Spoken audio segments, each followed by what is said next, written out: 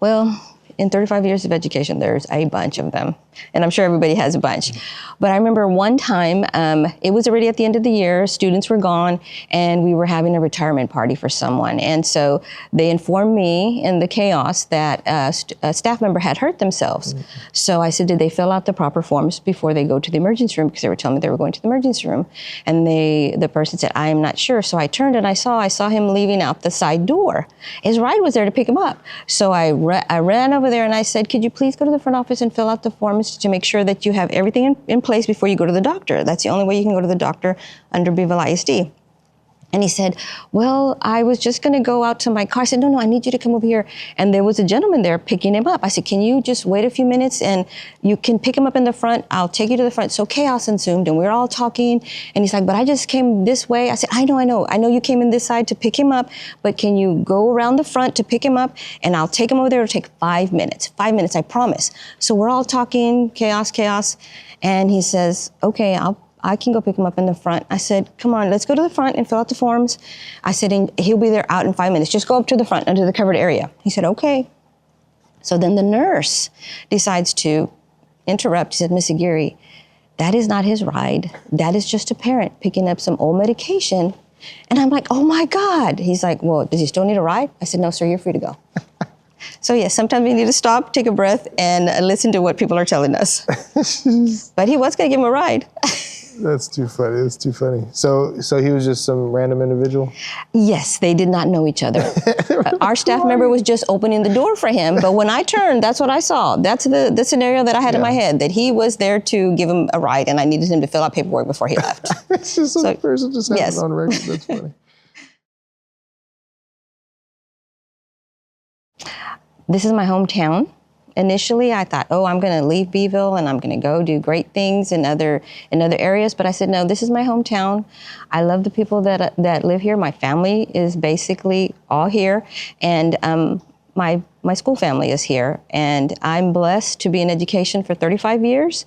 I am working now with some of my former students. So that has just been the best blessing, is that I had students in my classroom and now they work with me, and it's just the best. I had several people that influenced me, but as I was in school, my freshman year, I had Mrs. Bommersbach, and I just loved her. She was a wonderful teacher. She just instilled in me the passion to write and to make sure that I just worked on my best strengths in order to succeed. So she was my first influence and my first, mentor. Then as I started teaching and I became a principal, there was Mr. Johnson, Wayne Johnson. He came in and he wanted to bring in a program with Barnhart, which was at that time kinder to college, which is now learners to leaders.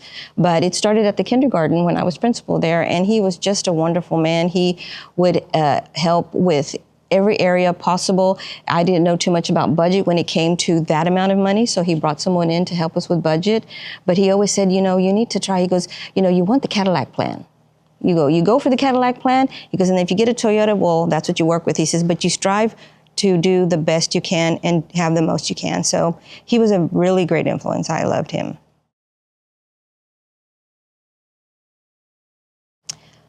What advice I'd give a new individual coming into Beeville ISD is that don't worry, stay calm.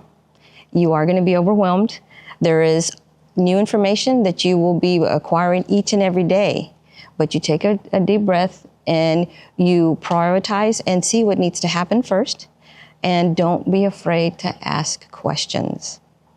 Everybody has questions, and there's somebody out there with an answer for you, so just ask questions. Don't ever feel that you're alone, because we're in a wonderful district and they will help you. But you have to know that you have to ask.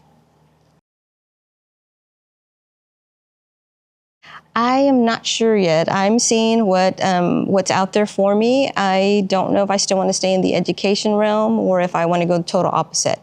But I know that I'm going to take the summer off. I'm going to take the summer off, relax, enjoy my family, take a couple of vacations. I have a crazy cousin that I visit in Dallas, so I'm sure I'm going to visit her. And then once I get all of that out of my system, I'm a creature of habit. I'm going to need a schedule. I'm going to need an agenda of some sort. So I will probably start working again part-time, nothing major, nothing stressful, just something that I can do that I can enjoy. That's understandable. Yeah. How about your cakes? I love to bake. I love to bake. That's my stress reliever. So I still do that for friends. I make cinnamon rolls. That's my thing that I like to do. Is I love to make cinnamon rolls and other cakes too. But that's just my hobby. Just a hobby. I don't want it to be a job because then it becomes stressful. I think that we all have something wonderful to give to the children. My best reward is when I can see adults in Walmart, HEB, and I'm like, wasn't I your teacher? Because I've had so many students that sometimes I forget names, but I don't forget a face. And they're like, yes, you were my teacher. I was in so-and-so grade. So those are the things I love. I love to know that they remember me and that we had a bond, and we still do. I remember one time, we have one of our bus drivers is one of my students, and I saw him, and his wife's my teacher. So I saw him, I said, hi, I said, your birthday's today? He's like, yes. I said, well, happy birthday. And I said, how old are you? He goes, I'm 41. I'm like, what? Maybe I shouldn't have told him happy birthday. So that tells you how old I am and how long I've been in education. So I have students that are in their 40s. That's a brave statement, but that's the truth. Well, that's a good thing. Yeah, and I love going back and seeing the students and working with with all the staff. I do not regret my 35 years in education. It's been a wonderful experience, and we work with a lot of stress, but then we have so many rewards when we see the students grow, when we see the students have successes, and when we have a good rapport with them. That makes the biggest difference, is having a good rapport with the students.